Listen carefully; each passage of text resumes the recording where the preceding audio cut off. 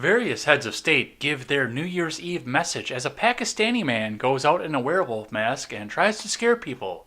Coming into 2021, the Biden team disables chat on a virtual press conference because reporters started asking hard questions. The pharmacist here in Wisconsin has now been arrested for allegedly deliberately destroying coronavirus vaccines. And the federal government tries to fine distilleries for making hand sanitizers and then realizes that nobody's going to like them if they do.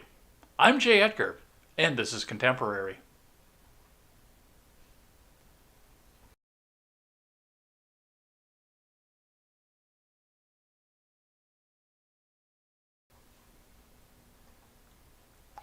Good morning, everybody who does stop by today and comes and hangs out. I know that we're a little bit later than normal, but, I was up until 2 and had a little bit of drinky drink, so sleeping was on the priority there. But I promised you guys we would have Contemporary today, so we are here for Contemporary. My name is Jay Edgar, and before we get into anything else, I want to take some time. And I know I've not talked to the people about giving this message out, but I know the people who are going to be on this message, and I know that they would concur. So on behalf of myself, Jake, Stephen Ignoramus, John, Robert, Freckles, Britt, Wyatt, the RRC, Mrs. RRC, and everybody else who has come together to help make the Freedom Scoop Media Group possible, I want to wish you all a Happy New Year, a better 2021. Let's come together, let's break the mainstream media, and let's break the mollusk media too, the people who are the missing link in between. Let's show this country in this coming year that the news that's by the people and for the people will be better than any news site that has got millions of dollars backing it up. So, hope you guys will come back and join us up in the new year. And I hope you guys will check out all of the rest of the content on our site. It will be your one-stop shop for all of your news and commentary needs. Come on over there, pick up some of our swag, and help us support great creators. All right, I've got just a little bit of the stocks here. I got to get the live chat up here too for you guys. Otherwise, you're not going to be able to chat with each other across platform. And we can't have that. All right, there we go. It's connecting. I don't know why that even went away. We had a little bit of an audio hiccup there when we first started off.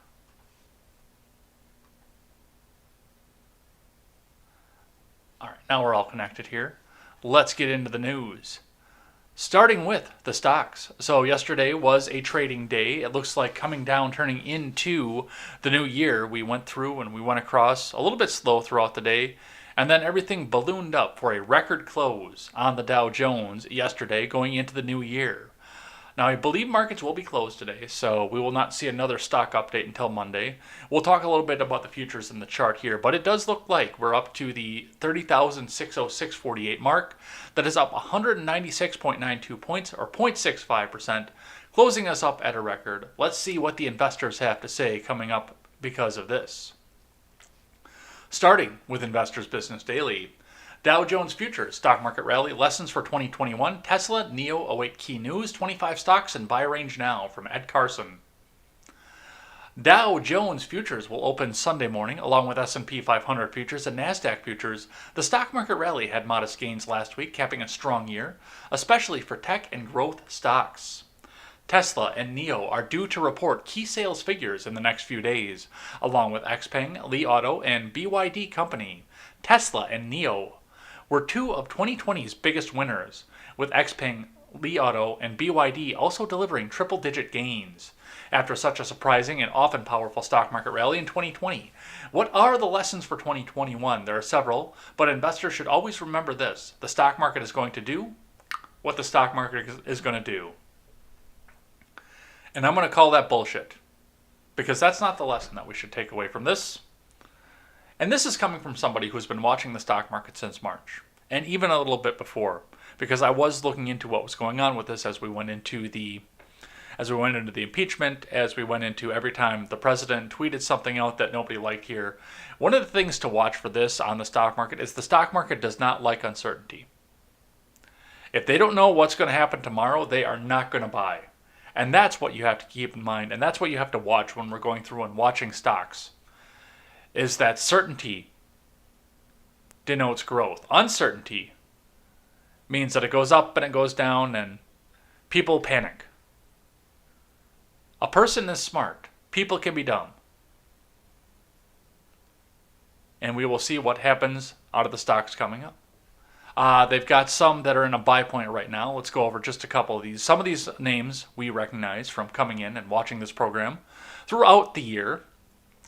Taiwan Semiconductor, Monolithic Power, Micron Technology, AMD, the big growth stocks that came up out of the pandemic and closing down. Investment banks, Jefferies, T. Rowe Price, yeah, those assholes. Visa and MasterCard, obviously. Five Below was really big because everything is $5 and below in there. And once we're in a pandemic and a shutdown, that's where people go and get their cheap Chinese goods. NEO and BYD, electric vehicles are going to be big in 2021 and probably going forward. Alphabet, Twitter, and JD.com, obviously. Chipotle was the one that surprised me because with everything closing down, they weathered the storm. But also we've got Logitech, obviously, webcams, microphones, stuff like that. So if you're smart and you watch what's going on with everything and you do want to invest in the stock market with your 401k, it's pretty obvious what to put your money into. I mean, there's nothing on this list right now that surprised me, given everything that's going on. All right, on the futures, Dow futures will open at 6 p.m. Eastern Time on Sunday, along with S&P 500 futures and NASDAQ 100 futures. Remember, overnight action in Dow futures and elsewhere doesn't necessarily translate into the next stock market session. All right, let's see what CNBC has to say. Dow rises nearly 200 points, hit record high to wrap up wild 2020. From Fred Imbert and Jesse Pound. The Dow Jones Industrial Average and S&P 500 rose to all-time highs on Thursday as Wall Street wrapped up one of the most volatile years for the market in recent memory. The Dow closed 196.92 points higher, or 0.7%, at 30,606.48. The S&P 500 climbed 0.6% to 3756.07, while the NASDAQ Composite advanced 0.1% to 1288.28. The major averages hit their session highs with less than an hour left of trading. Intel rose 2.2% to lead the Dow higher. Financials and utilities advanced more than 1% each to lift the S&P 500. Thursday's moves came after the release of a better-than-expected reading on U.S. weekly jobless claims. The number of first-time unemployment benefits totaled 787,000 for the week ending December 26th, the Labor Department said on Thursday. Economists polled by Dow Jones were expecting a print of 828,000. Although the improvement does not fit with the narrative of intensifying COVID restrictions, we have to take it at face value, wrote Thomas Simeons, money market economist at Jefferies. As far as next week's payrolls, they are still likely to be very weak, given that initial claims increased between the December and November survey weeks, and continuing claims posted their smallest decline since June. So I didn't realize that the numbers were such a big part of that there, but if the unemployment is going down, that means that the investors are going to look at this and say, hey, people are going to buy shit again. I want to get in on that. So we will see what happens off of that. All right. For the New Year's news, starting with the New York Post. Wuhan, once world's COVID-19 epicenter, celebrates 2021 with large crowds from Elizabeth Elizalde. The Chinese city of Wuhan, once the world's epicenter of the COVID-19 outbreak, saw large crowds taking to the streets to ring in the new year. Photos of the festivities show some revelers wearing masks and little to no social distancing as they released balloons into the air at the Hankow Customs House, a popular New Year's Eve spot in Wuhan, according to Reuters. Police were seen trying to control the crowds and even urging people without masks to put one on if they wanted to continue the celebration, the outlet reported. The festivities come a year after the World Health Organization said it first received an alert about a cluster of pneumonia cases in Wuhan, which later became the world's first novel coronavirus outbreak. WHO experts are expected to meet in China in January to investigate where the virus originated. Oh no, you know, look here, We get virus from steaks in Australia. No, you don't look close. Rondai. Some countries, such as France and Spain, ring in the new year with curfews imposed by the public. In Australia and New Zealand, people celebrated 2021 as they normally would before the pandemic because, island nation, strict immigration policies. Once it's there, you can just shut it all down and nobody can go in or out and, suddenly it's all clear. Oh, maybe we won't tell anybody about, but suddenly it's all clear. Australia and New Zealand have got to be the biggest indicator that walls work because they've got a big wall of water surrounding both countries. But that's what's happening in Wuhan. Over on this side of the world, from Fox News, Queen Elizabeth shares inspiring message on New Year's Eve. Better days will return. I'm going to stop this autoplay here for just a second, because we will be watching this video in a bit. But let me get it stopped so we can actually go back to the beginning of it. This is from Jessica Napoli. Queen Elizabeth II reflected on a very tough year in a post ahead of the new year. The 94-year-old reigning monarch shared her hopes for the future on New Year's Eve. We should take comfort that while we may have more still to endure, better days will return. We will be with our friends again. We will be with our families again. We will meet again, the Queen captioned a collage of photos from 2020.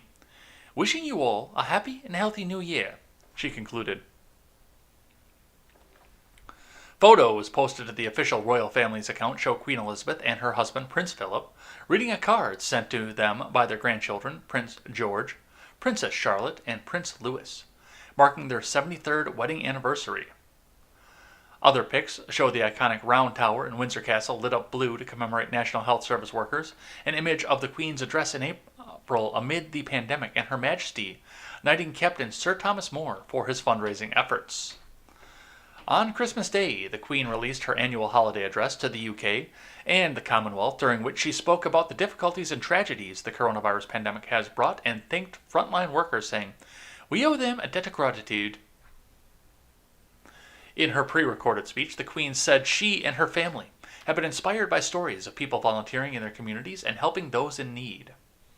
We continue to be inspired by this kindness of strangers and draw comfort that even in the darkest nights, there's comfort in the new dawn, the British royal added. Some mourning the loss of those dear to them and others missing friends and family, distance for safety, when all they really want for Christmas is a simple hug or a squeeze of the hand. If you're among them, you're not alone, and let me assure you of my thoughts and prayers, the Queen conveyed. Let the light of Christmas, the spirit of selflessness, love, and above all hope, guide us in the time ahead. So, thank you to Queen Elizabeth for that beautiful speech. And hopefully in 2021, we will come together and the world can become as one again. All right, from Care 11 News, local NBC affiliate over here in Wisconsin, President Trump celebrate vaccine, economy in New Year's Eve video, which, I've got a very short news stack here for us, so we could actually probably sit back and watch this.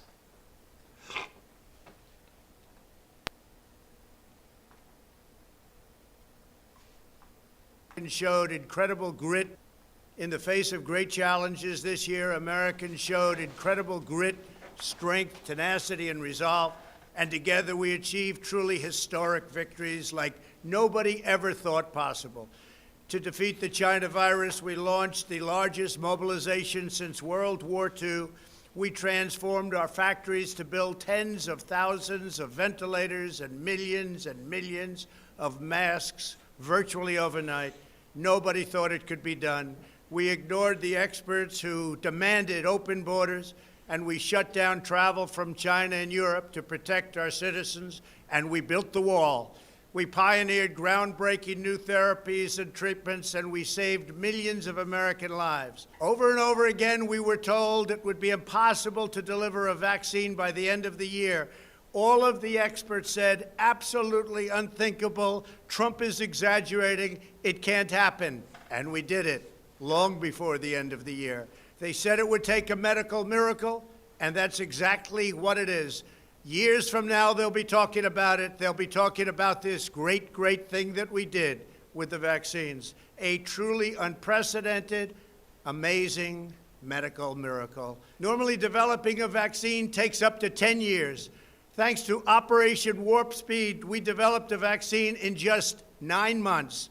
We've already begun a nationwide vaccination program, and we're sending the vaccine all over the world. The world will benefit, and everybody's calling to thank me.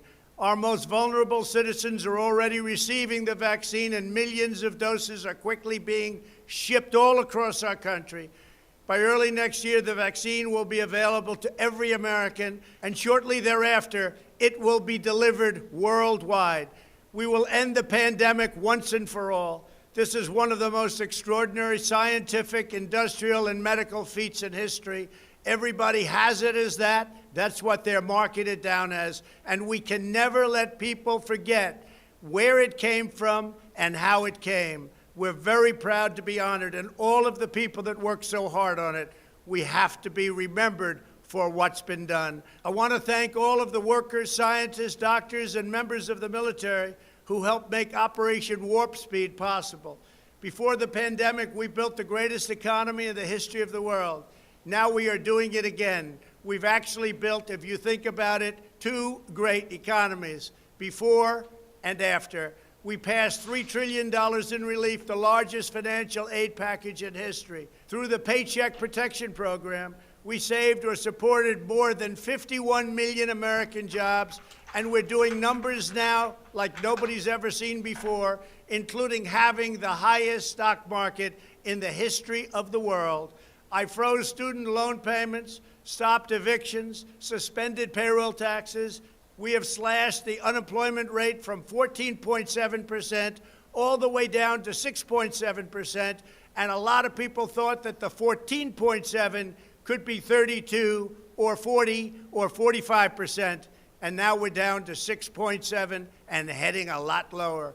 We made it dramatically better than experts predicted just a few months ago. Our economy is growing at the most rapid rate ever recorded, 33.4% last quarter, and much faster than the nations of Europe. Nobody can compete with us in terms of going down less and going up by far the fastest and the best. Whenever America is challenged, we always rise to the occasion. We are bringing critical medical manufacturing back home to America. We have secured our borders and paused immigration to protect American workers. We lowered drug prices for the first time in 51 years. And after years of endless foreign wars, we are signing historic peace deals in the Middle East. It's all ending in the Middle East. We have to hope it keeps going. It's so easy if you know what you're doing. In this season of joy, Americans have so much to be grateful for. We're all blessed to live in the greatest country ever to exist on the face of the earth, and we have made it greater than ever before. As long as we remain loyal to our nation, devoted to our citizens, and faithful to Almighty God, we know that the best is yet to come. God bless you, and God bless America. A lot of stuff going on in that speech, and one of the things that I like about the president, and I understand the fact that he is doing a lot of the same things that his predecessor Barack Obama did, coming out and citing accomplishments of the United States, and in a sense kind of taking a little bit of credit for them, but you know, he's back here. He is rolling back some of the regulations and rolling back the payroll tax. The payroll tax thing is going to come back and bite people in the ass. I'm sorry to say this. Yes, it puts some more money in the pockets of people who needed the money at the most, but once they get those tax bills coming up at the end of the year, a lot of these people are going to be looking at us and say, what the fuck do I do? It's going to be the same thing with rent. So there are a lot of problems that are still going on. We do have great economic growth, and I pray that continues to go along, because there are also a lot of people who are going to be absolutely fucked once the eviction moratoriums go away, and they're realizing what happens when you don't pay your rent for a year and you're still under contract. So there are a lot of problems. There are a lot of good things. I mean, I'm not going to take the vaccine just because they rolled it out too quickly. And I'm not anti-vax, as I've said before. I am not anti-vax. I just don't trust something that came out within a year. I'm going to let a bunch of other people go back and do it first. Let them do it. We'll see what happens. We'll see if people are growing new limbs after a year. And if they're not, then maybe I'll think about it. But I'm in no hurry to come back and take this. Let somebody else have my dose. The economy racing back. But the big thing, and I mean, President Trump says we a lot. Barack Obama, the theme of his speeches was always, me, it's me, this was me, I did this, you didn't do this, I did this, me. And President Trump cites a lot of the same things, but it's always we, which is, I think that's a positive word, going into all of this. Maybe I'm completely off base off this. But it was a good speech. It was overall positive. I know all the rest of the critics are going to come out and try to find some way to rip it apart and try to say narcissism and TV ratings. And yes, he does narcissism and TV ratings. If you don't think President Trump does narcissism and TV ratings, you haven't been watching for the last 4 years. But overall, a very good end to 2020 in spite of all the bad stuff that's happened. All right. Speaking of New Year's Eve, from the New York Post, a Pakistani man in a werewolf mask arrested for scaring people on New Year's Eve. From Jaren Steinbuch. Ahoo! Werewolves in London. Maybe there was a full moon. A Pakistani man has been detained for riding along the streets of Peshawar wearing a werewolf mask to scare people on New Year's Eve, the Indian Express reported. Assad Khan, a resident of the city's Moti neighborhood, was reportedly making roaring noises while riding his motorcycle, according to the outlet, which cited Salma TV. The furry suspect had a bone to pick with police, saying he wasn't trying to frighten anyone, but was merely obeying the government's mandate to wear a mask. This dude is fucking based, alright? Amid the coronavirus pandemic. Social media users howled at the images of the short man, who was seen on his bike and chained later to a police officer still wearing his grotesque mask. Maybe he didn't want to take the risk in such epidemic. That mask is a foolproof weapon for fighting against COVID-19, one user said on Twitter. Another wrote, people get scared of the dude and don't come out on New Year's during COVID times. Everyone stays safe. Isn't this a good thing? And a third said in a tweet, that man was reported to the police by a girl wearing a red riding hood. That's seriously what that says. That is awesome. I love that. This might be surprise stupidity coming up on Monday, because this is good. I love this. We're saving this one. Well, he is wearing a mask, so. Well, it's not that kind of mask. That's not the right kind of mask. Well, he is wearing a mask. All right, let's keep going. From Politico. Pelosi to seat Republican in contested Iowa race. From Sarah Ferris and Heather Cahill and Allie Mutnick. Speaker Nancy Pelosi confirmed Wednesday that she plans to seat the GOP winner of a contested race in Iowa on January 3rd, despite a pending challenge from the Democratic contender in the razor-thin election.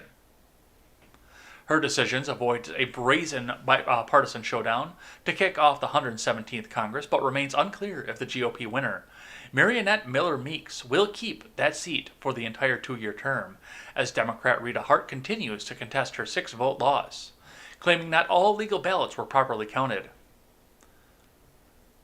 So why is this one okay to talk about? But the presidential election, you'll get your Twitter account shut down, you'll get your YouTube account shut down.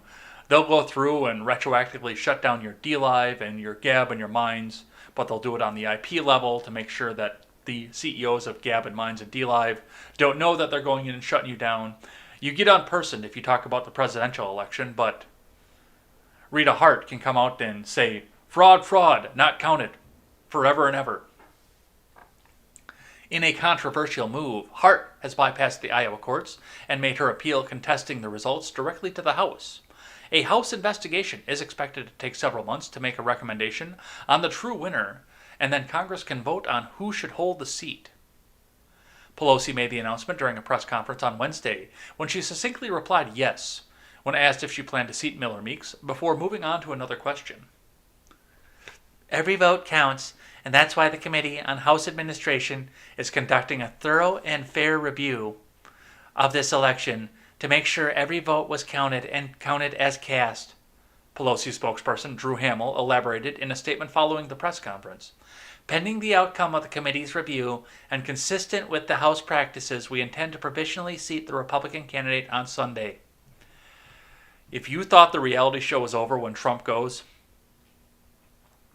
you have no idea, because this is going to be on the front line of Federal Apprentice, the Kamala Biden, everything that's going on in their White House is going to be at the front line of the new reality TV series. The Federal Apprentice is not over, and we're going to continue to see this. All right, let's keep going. From CNN, McConnell called out Hawley over objecting to the Electoral College vote during a conference call Hawley was not on. From Ryan Nobles, Lauren Fox, Phil Mattingly, and Carolyn Kelly over at CNN. Senate Majority Leader Mitch McConnell on Thursday held a press conference call with the Senate GOP conference in which he pressed Missouri Senator Josh Hawley to explain the rationale behind his plans to object to the Electoral College vote, according to a source directly familiar with the call. Let's see, what could be behind his plans? I'm not sure. Maybe because it's constitutional, it's legally allowed, and he has questions. You are not Nancy Pelosi, Mitch McConnell. You do not get to shake the fist and make everybody step in lockstep like a machine. These are individuals. Hawley doesn't like what he sees, and he's allowed to say something about it. Hawley did not respond to multiple questions from McConnell, including when asked to lay out his plan to object to the Electoral College vote, and senators soon recognized he wasn't actually on the call. Politico was the first to report the news of the call that an official told CNN occurred earlier Thursday. A second source familiar with the call told CNN that McConnell made it clear to his members on Thursday that he is giving them room to vote on their conscience on such objections. The conference call discussion comes after McConnell had discouraged members from objecting in the first place. But now that Hawley has made it clear that he is going ahead, members will have to decide for themselves whether to agree to the certification of a state's electors or not. Bet your Raytheon has something to do with this. There are 19 Republican senators who are facing re-election in 2022. Republicans have to defend 21 seats.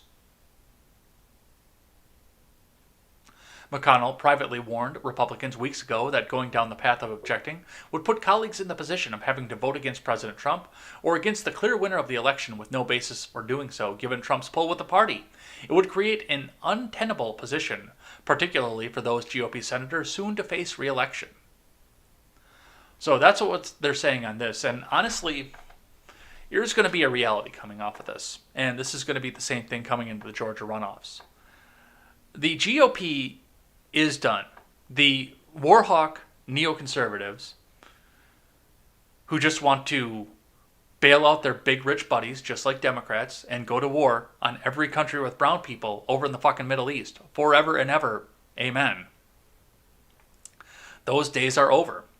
And you did pull a large amount of your voting base this time through, because people looked at President Trump as a religious figure. Oh, I've got autoplay. Let's get rid of that. Anyway, you had a bunch of people come over, either start voting for the first time, get an interest in politics for the first time, or come over from the Democrat Party because of Donald J. Trump. That is your base right now. And I hate to say this, but if you go down the neoconservative path, you're going to lose a lot of that. And then, yes, we are going to start moving ourselves down the path of socialism again. Tread lightly, Mitch McConnell. I know that you want to go and bomb brown kids because you think that they're going to do something to try and tell you that there wasn't a white fucking Jesus. But tread lightly. because it may very well be you who puts us down the path to socialism and a planned economy. Let's keep going.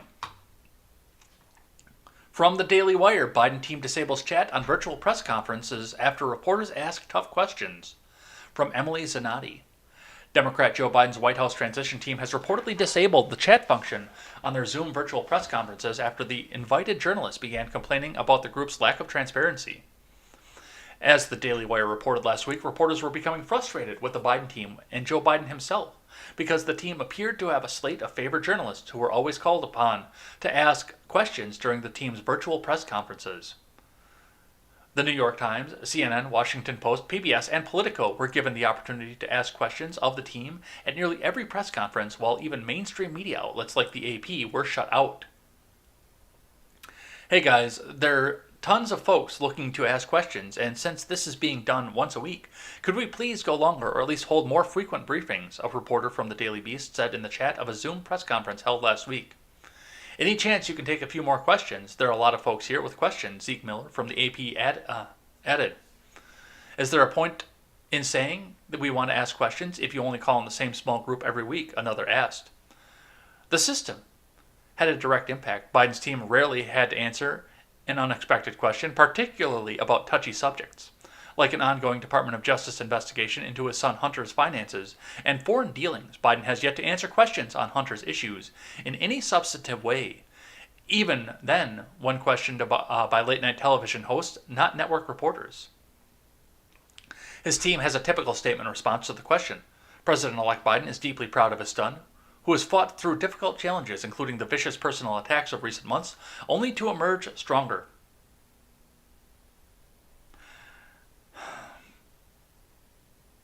I don't have much to say to this except for reverse the parties.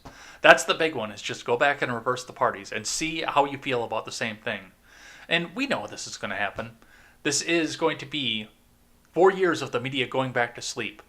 CNN's ratings are going to tank because nobody's going to be up and outraged anymore because, God forbid, they go after somebody who's on the Messiah side. And Joe Biden is not a face for reality TV. Barack Obama was. He was charismatic. He was smart. He could go out and make you feel guilty for asking him a question. Joe Biden can't. He goes up and he goes off the fucking rails and he says dumb shit like one-horse pony. So it's no surprise that they don't want him to be out there answering questions. All right, let's keep going. From the Blaze. Republican Congressman claims Trump's base is turning against him, calls fundraising from election a scam. From Carlos Garcia. A Republican member of Congress excoriated President Trump's fundraising in hopes of overturning the results of the election and claimed that he's heard from many in the Republican base that they're turning against the president. Adam Kinzinger of Illinois spoke to Dana Bash on CNN on Tuesday and said that some Republican politicians are privately distancing themselves from the president. Privately, you say? Is it really privately? Mitch McConnell? Is it really privately? Susan Collins. Because I'm watching this every day and it's a pretty public shift. The people want to go back and be little neocons and be the court jesters, so they can continue to have their seats and get their congressional salary, but still not actually do anything other than impede the progressive agenda just a little bit, so it looks like they're fighting against the power.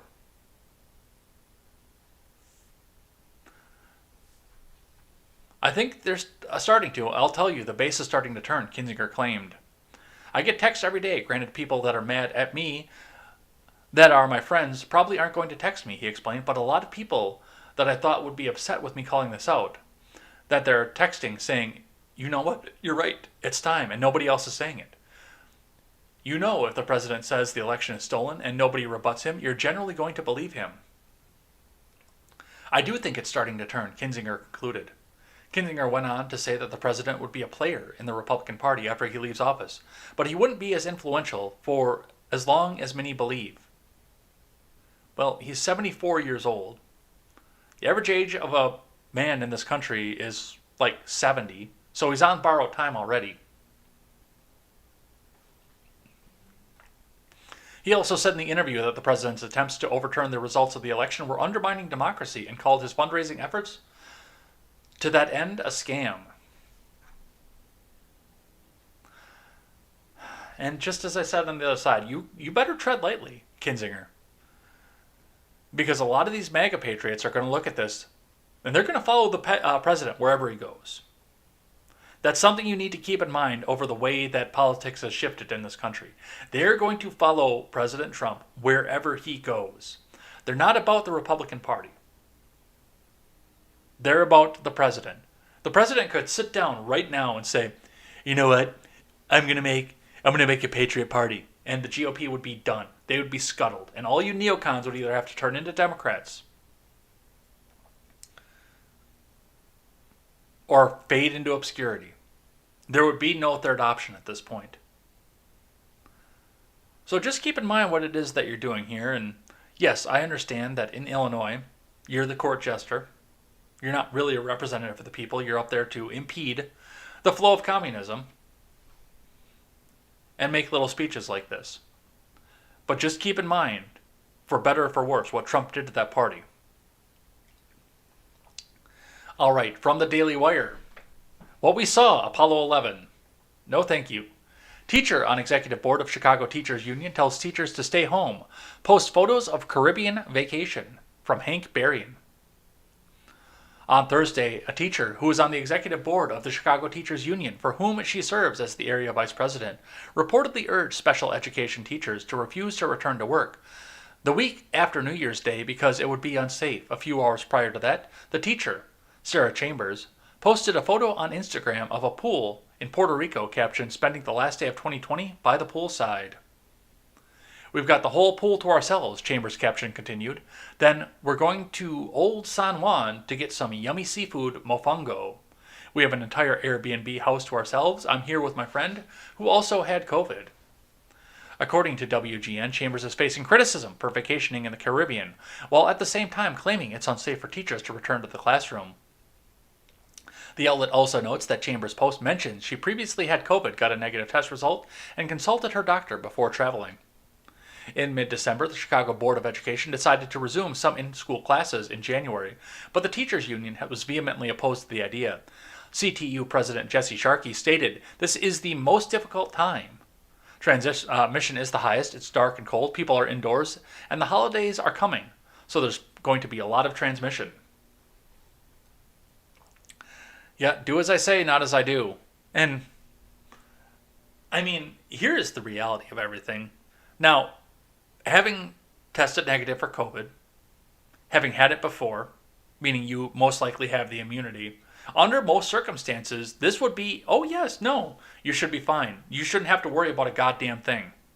Under most circumstances, under the influenza, under the common cold, under the chicken pox, you wouldn't have to worry about this. You'd say, oh, nope, I had it already. I'm going to go on vacation. But the hardest part of this is the fact that the mainstream media is tripling down on this. They are tripling down on this and saying, no, you must stay in. Even if you've had it, even if you've had the vaccine, we need to stay locked down. And yet here goes this teacher going out on vacation after the mainstream media is saying, no, even if you get the vaccine, we still have to lock down. Even if you've had it, still wear the mask. Even if you've done everything right, you are still going to be imprisoned and your rights are going to be taken away. Nobody's afraid of this anymore. Nobody is afraid of this. All right, let's keep going. We've got one from NPR. Pharmacist arrested, accused of destroying more than 500 Moderna vaccine doses. In our NPR voice, our calm, don't drive off the road kind of voice. Because this is how they listen to NPR, this is how they talk on NPR. Very slow, very calm. And they want your donation. And even reading this article, they're going to ask for another donation. Even though they're publicly and taxpayer funded, they want your money. Won't you give them a little bit of your money? This is from Vanessa Romo. A Milwaukee pharmacist was arrested Thursday and accused of tampering with and causing the destruction of more than 550 doses of the Moderna vaccine against the coronavirus last week, Grafton, Wisconsin police confirmed. In a statement, Grafton Police Department officials said the pharmacist, now fired from the Advocate Aurora Health Hospital System, was arrested on recommended charges of first-degree recklessly endangering safety, adulterating a prescription drug, and criminal damage to property. Officials did not release the individual's identity, pending formal advisement of charges. However, a licensed pharmacist named Stephen Brandenburg was booked Thursday for the same charges, according to the Ozaukee County Sheriff's Department. Officials said in a written statement to Aurora Health public safety officials, the pharmacist responsible admitted to intentionally removing the vaccine, knowing if not properly stored, the vaccine would be ineffective. The Moderna vials must be stored between 36 and 46 degrees Fahrenheit. They can remain effective for up to 12 hours if left at room temperature. Beyond that, the drug is rendered useless. During a teleconference on Thursday, Chief Aurora Medical Group Officer Jeff Barr told reporters that former employee deliberately removed the vials from refrigeration on 2 separate occasions. On December 24th overnight, and then returning them to proper storage, and then again on December 25th into Saturday morning. A pharmacy technician discovered them outside the refrigerator on Christmas morning and immediately notified superiors, Barr said. As a result, healthcare workers were forced to throw out about 570 doses of the miracle vaccine that's going to cure cancer and end all world hunger and communism and imagine all the people living for today. However, some people were given the medicine that had been left out. Grafton police detectives reported 57 patients received those injections.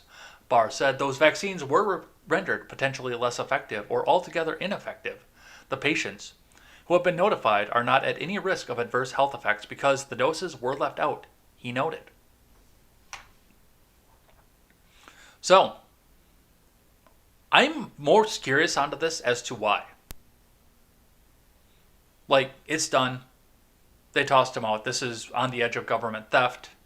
But I want to know why. I want to hear what this guy had to say as to why he did this. Because it looks like he did it intentionally. Of course, I'm sure it's probably some anti-vax sentiment, which if you're working in healthcare, how in God's name can you be anti-vax? They pound that into your head as you go, no matter what you do. But I want to know why. I want to hear why. I don't know if we'll ever see an end to this story, or if this one will just get swept under the rug too, as the incoming Biden administration causes journalism to go to sleep. But I want to know the why on this one. From CNBC, McConnell refuses to budge on $2,000 stimulus checks as Schumer offers separate votes on other Trump demands. From Tucker Higgins, Senate Minority Leader Chuck Schumer said Thursday that Democrats would allow for votes limiting a liability shield for tech companies and establishing a commission to examine the 2020 election if Republicans agreed to hold a separate up or down vote on sending $2,000 checks to most Americans. Just give us a vote on the House-passed bill and we can vote on whether right-wing conspiracy theory you like, the New York Democrats said on the Senate floor. Yes, this is what Republicans are supposed to be pre-Trump. Just do what we say, and then we'll give you your little fucking quart just to vote. And do whatever we want. The remarks came shortly after a speech from Majority Leader Mitch McConnell, who slammed the $2,000 direct payments as socialism for the rich. McConnell has refused to hold a separate vote on the stimulus payments, instead tying them to legislation that would repeal 230 and create a commission to study alleged issues with the presidential election. President Trump demanded that Congress move forward with all 3 issues when he agreed to sign a $900 billion COVID-19 relief package on Sunday. Section 230 of the Communications Decency Act, which shields internet platforms from liability for user-created content, has long been criticized by conservatives who have sparred with companies like Facebook and Twitter over unrelated issues. More pork barrel spending. I've been over this numerous times. Set this back up where people can apply for the extra money. And you'll get a lot more people on board. Now, yes, of course, there will be people cheating the system, but set this up where it's an application process and not just sending money out willy-nilly, and stop the fucking pork barrel stuff. Stop it, McConnell. You are just as much of a swamp creature as everybody over on the left at this point. All right, let's keep going here. And if you are lurking right now, make sure you get your messages in. They will be addressed at the end. It's kind of been a slow chat day, but I do have the names of everybody who chatted through the week so they can get an individual thank you as well. So we've got just a few more here. Then we'll get through and read the chat and the names of everybody who chatted through the week. Let's keep going. From the New York Post, Cuomo announces 6,700 Bills fans can attend a playoff game, and he'll be there. From Ryan Dunleavy, the pandemic isn't going to stop Buffalo Bills from opening stadium gates for a playoff game for the first time in 24 years. Governor Andrew Cuomo announced Wednesday that 6,700 fans will be allowed inside the Bills Stadium on the weekend of January 9th to 10th for the Bills' first home playoff game since the December 28th, 1996. It is the first step in a first-in-the-nation pilot program launched by New York, aimed at reopening businesses safely during COVID-19, according to Cuomo, who said he will be attending the game. I just have one question here, and once again, we're going to flip the parties. We're going to look at the other side of this and say, hey, what would happen if this was a Republican? If for whatever reason Scott Walker was still the governor of Wisconsin instead of getting asterisked out by Tony Evers, and he decided that the Packers got in the playoff, and he was going to open Lambeau Field. Now, this wouldn't be a first time since 1996 thing because the Packers make the playoffs all the time. But if Scott Walker was still the governor and said that he was going to be in attendance for the Packers game, and he was bringing 6,700 people in here, the news media, maybe not the New York Post, but the rest of the news media would be out there saying, it's a super spreader event. Oh my God. Oh my God. Look, he's going to kill Grandma. Look at all this. Look, he's super spreading. Oh my God. We have to lock down harder. My pearls. My pearls. That's what that would be if this was the other side. But because it's Cuomo and he's been able to write a book and say, oh, you know what? I'm the best governor ever in the world. Just ask me. Because it's Cuomo, this is all good. And this is all above board. Because he wants to go to a Bills game, now he has to let other people go into it too. Because he just can't have the private Buffalo Bills stadium all to himself. All right, from SF Gate, which is a local affiliate out of San Francisco, Fauci urges calm as mutated COVID-19 strain from the UK found in California. From Eric Ting. California became the second state to report a case of the mutated COVID-19 strain from the UK when Governor Gavin Newsom announced its presence during a Facebook Live conversation with Dr. Anthony Fauci on Wednesday afternoon. Newsom announced the strain, which UK scientists estimate spreads 70% more easily than the main strain in the US, has been detected in SoCal. Fauci said it's not a surprise the strain is in the state and urged residents to remain calm. I don't think Californians should feel this is something odd. This is something expected, he said.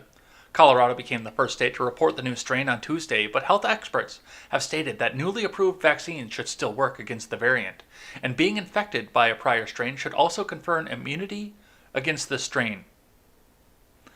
But being infected by the previous strain does not confer immunity on the previous strain, because you still have to lock down. You still have to wear the mask. And even if you get the vaccine, you still have to wear the mask and be locked down. There's no indication at all that it increases the virulence, and by virulence I mean the ability to make you sick or kill you, Fauci told Newsom. It doesn't seem to make it more strong in that regard. In addition, it doesn't seem to evade the protection from the antibodies induced by vaccines. The other thing they've noted in the UK is people who have been infected don't seem to be reinfected by this. But that day will come too. I don't even know what this new strain is. I know they say that it's 50,000 times more spreadable than the original one, which was apparently the most spreadable disease in the history of the world. But I'm telling you right now, it's the same thing with Ebola. It's a survival thing. The stronger this thing gets, the more people it kills, the lower the host reservoir, and the faster it burns through, and suddenly it has no place to go anymore. If you kill your host reservoir, then you don't survive very long as a virus. But it's great that Fauci's coming up, and the one who said to panic forever. And a lot of this is political. I'm going to come out and tell you this right now. A lot of this is political. Now Fauci's going to come out and say, "Oh, well, we're going to have a new administration, so now you don't panic. But you should have panicked all throughout last year. Always. You should lock everything down." So we will see what comes out of the new strain and what the government does for that. From the Blaze, Ron Desantis says he'll wait on getting COVID-19 vaccine until the elderly receive it. Me too! From Breck Dumas, Ron DeSantis said Wednesday that while he is willing to take one of the newly developed vaccines for COVID-19, he believes seniors should take priority over healthy younger people, including leaders like himself. WPTV-TV reported that DeSantis made the remarks during a visit to watch 3 seniors receive the Moderna vaccine at the Kings Point community in Delray Beach. On his way out of the press conference, DeSantis was asked about whether he had been vaccinated for the coronavirus yet, to which he replied, "Well, what I've said is I'm willing to take it, but I'm not the priority." Pointing across the room, the governor said, "They're the priority. I'm under 45, he explained. People under 45 are not going to be the first in line for this. So when it's my turn, I will take it. But this is who I want to be vaccinated. I want my parents, our grandparents, to be able to get it." Same here. I mean, if you want it and get it and you're elderly, go ahead and get it first. You can have my dose. I will wait.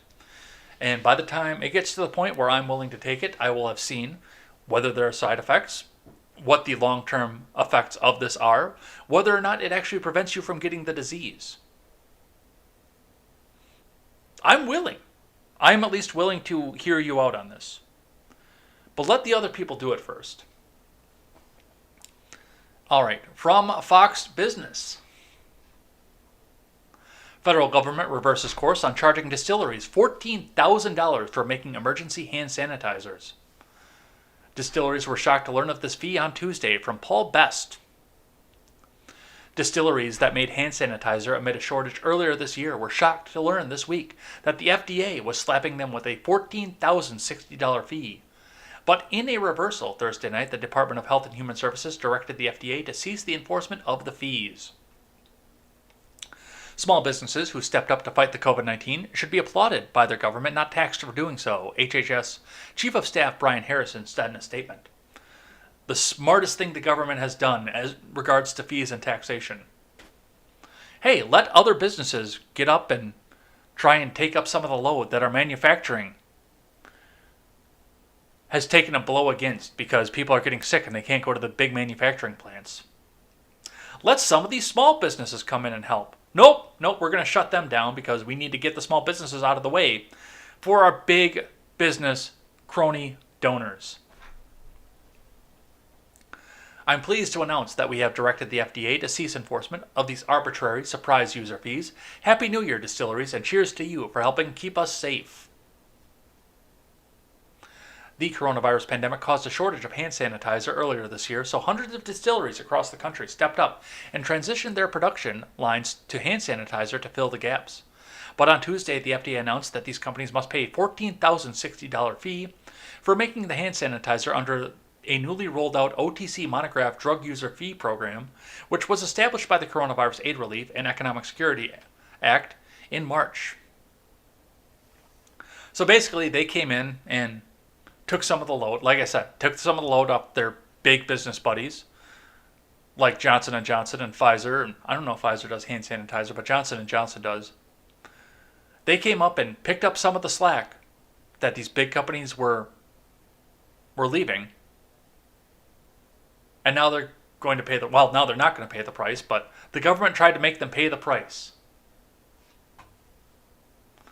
All right, just a couple more here, then we will get to the names and the live chat for everybody who chatted. So, Hang tight here, we're almost there. From NBC News. New Mexico megachurches fined for packed Christmas services. Governor's office slammed as pro-virus. From David K. Lee and Ellie Gustonian. New Mexico authorities levied $10,000 fines against 2 Albuquerque megachurches after their pro-virus clergy violated COVID-19 safety protocols, officials said on Wednesday. Yeah, this one's going to the court. And I don't even agree with megachurches, and I still think that this one should go to the court rather. Because if you want to worship in a megachurch, by the First Amendment, that is your right to do so. But under the same amendment, my freedom of speech means that I get to call you an idiot for going and worshiping in a megachurch and kneeling at the base of the prosperity gospel. I still get to call you an idiot, but you are free to be an idiot and worship the way that you choose. This one's going to the court.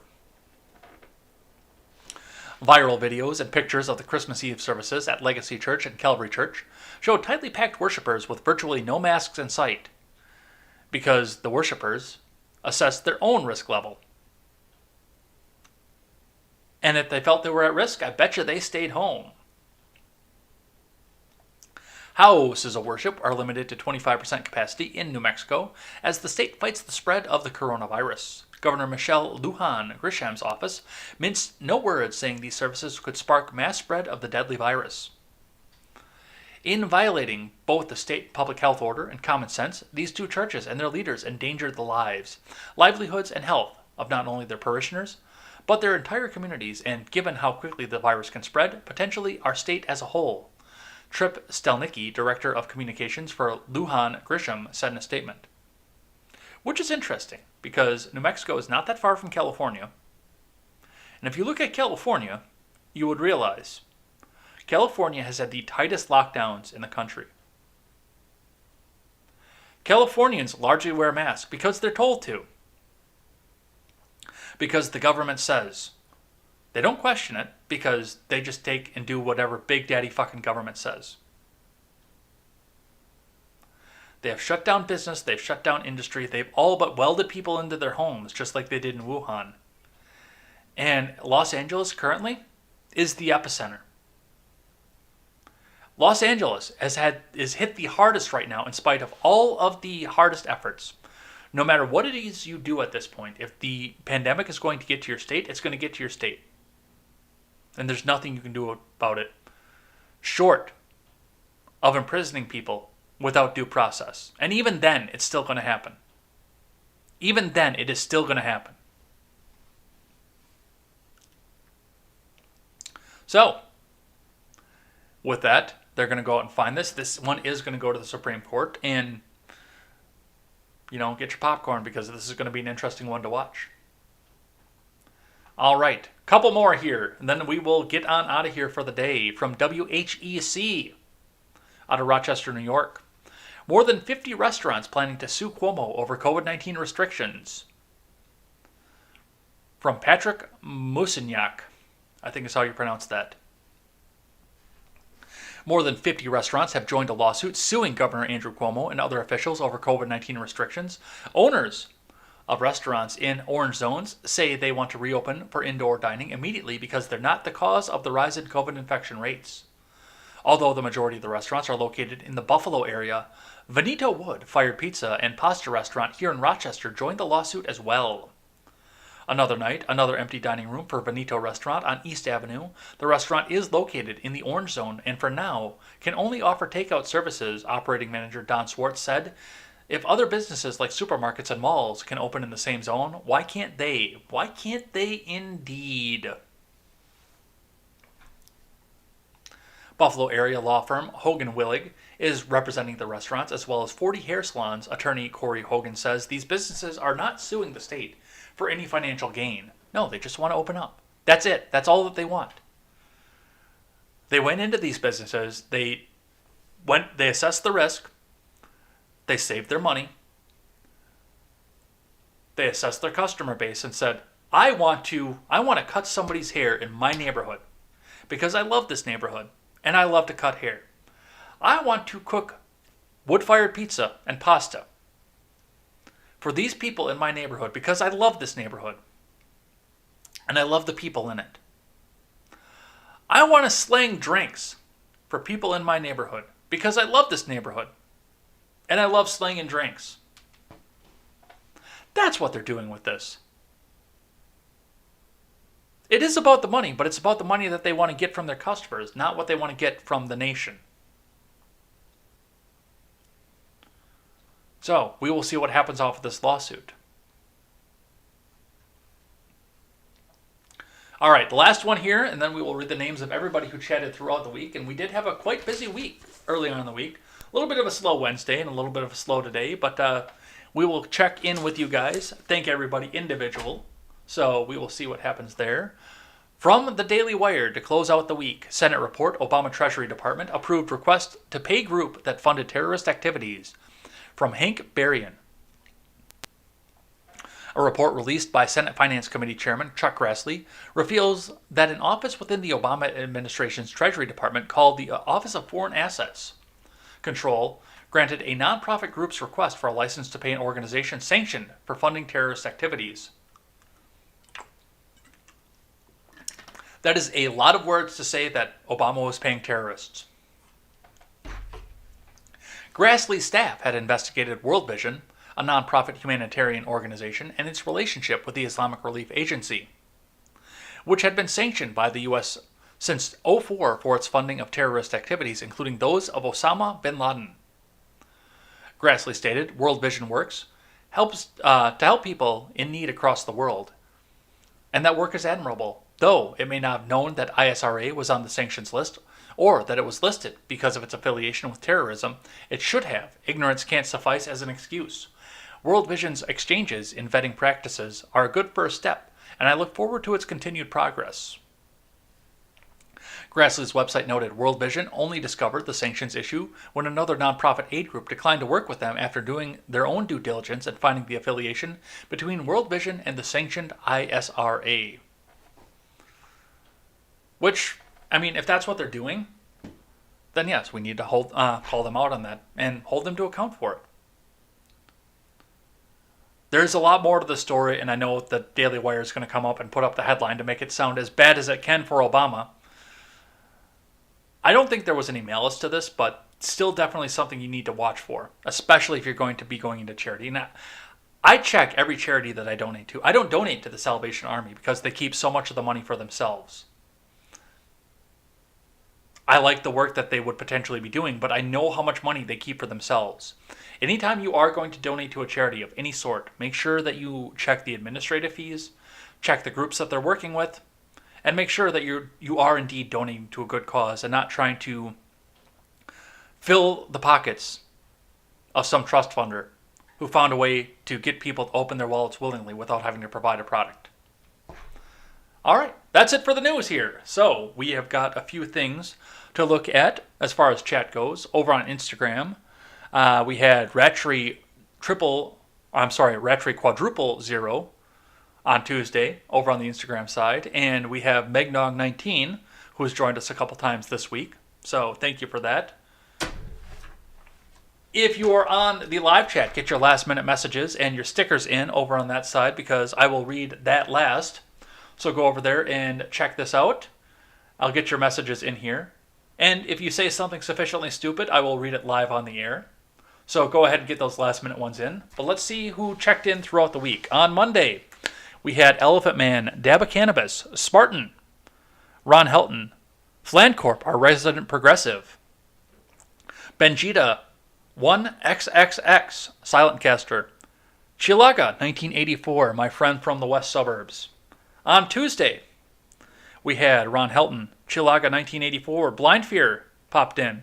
I think Blind Fear donated that day. I know he donated today, so thank you, Blind Fear, for that. Caliosio, Iamafago, MK Ultra, also my friend from the west suburbs. Welcome on in. Thanks for hanging out with us. On Wednesday was our slow day. We had Quest Fanning, Ron Helton, and Chilaga 1984. On Thursday, we had Spartan, Quest fanning. Stephen Ignoramus came in, and he hosted us, so we got some new audience members from that. Blind Fear came in. Nephilim Ninja was here. Chilaga, 1984, was here. Unsatiable, 1776. And Lizard Monkey, that was a new name in here. It looks like that person is in here as well today. So thanks for coming and hanging out with us. Today, we've even got a couple questions today too. So, Boycott Israel. Hey, I did a stock market in the toilet. Charming. But I promised, if it's sufficiently stupid, I will read it on the air. Blind Fear donated a lemon earlier on today, and I thanked him for that. Foxfire123, if 10 million or 6 million people is going to D.C. for Trump, Mike Pence will not say how is president because 10 million or 6 million people will be disappointed. Yeah, I'm definitely looking forward to seeing what happens off of this next week. That's going to be one for the ages. That's going to be one to watch. Lizard Monkey says, what are your thoughts on neo-Marxist Jewish supremacy, and have you watched Europa: The Last Battle? I know nothing about neo-Marxist Jewish supremacy. I sometimes like Jewish girls. That's the most I really know about them. Europa I've not seen because that is a movie, and I never sit down and watch movies. Lizard Monkey says, sup bro?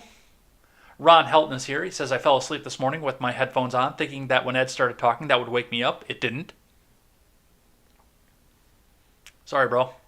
D-Live did not reload. Ron Helton says, Wuhan threw a huge 2020 New Year's Eve celebration. I hope that it was not a mistake. People had a false sense of security with the 1918 flu also. When it came back around the second and for some the third time, it was devastating. Yeah, we talked about the Wuhan celebration at the top of the show. Because, yes, they were packed in there shoulder to shoulder. No masks, no nothing.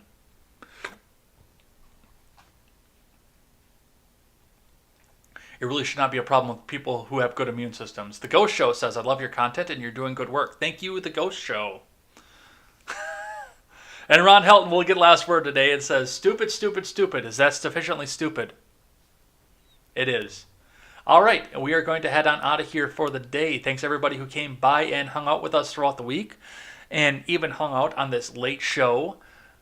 We will see you the next time. We'll be back here on Monday for more news. I'm sure there's going to be a bunch more popping up over the weekend because it always does over the weekend. Monday's usually a long show, so come back and check that out. Also, come back and check out the Red and Ed show, 5:30 Central Time. Hopefully, fingers crossed, we will have the return of Elaine after her battle with the Commie Coof. I think she's feeling better at this point. I talked to her on Wednesday, so hopefully she'll be back here. Looking forward to that. Until then, though, we'll see you next time. I'm Jay Edgar, and this is Contemporary.